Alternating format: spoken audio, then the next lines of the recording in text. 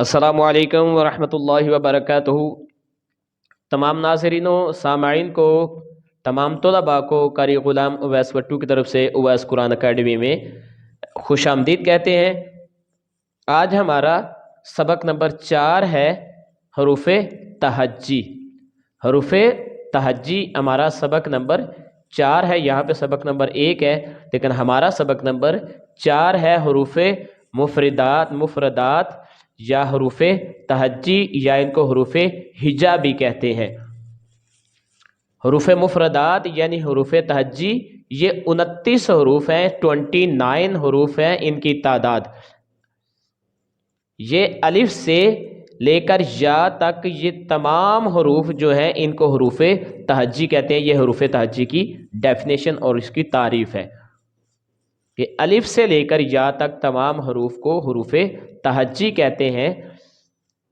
حروف مفردات کو کس لہجہ میں پڑھیں گے؟ حروف مفردات کو تجوید و قرات کے مطابق عربی لہجہ میں، کیونکہ قرآن مجید عربی لہجہ میں نازل ہوا ہے تو ہم اس کو عربی قواعد کے مطابق عربی لہجے میں ہم اس کو، عربی زبان میں ہم اس کو ادا کریں گے صحیح تلفظ کے ساتھ۔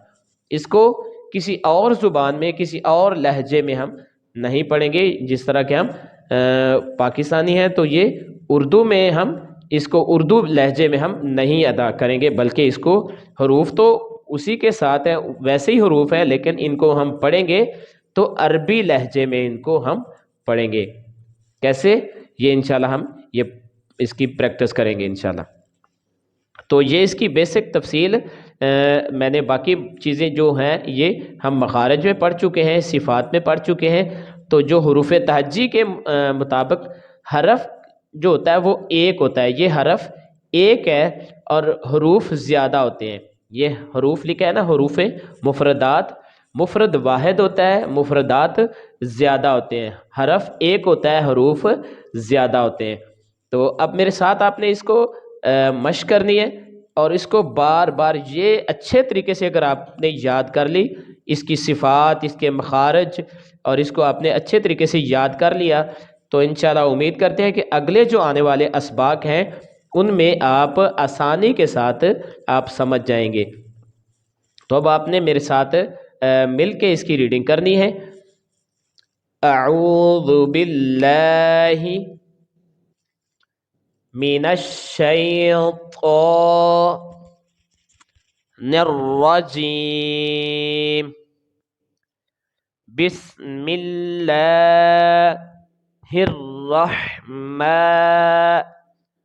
الرحیم۔ الف با تا ثا جیم حا خا دال ذال را زا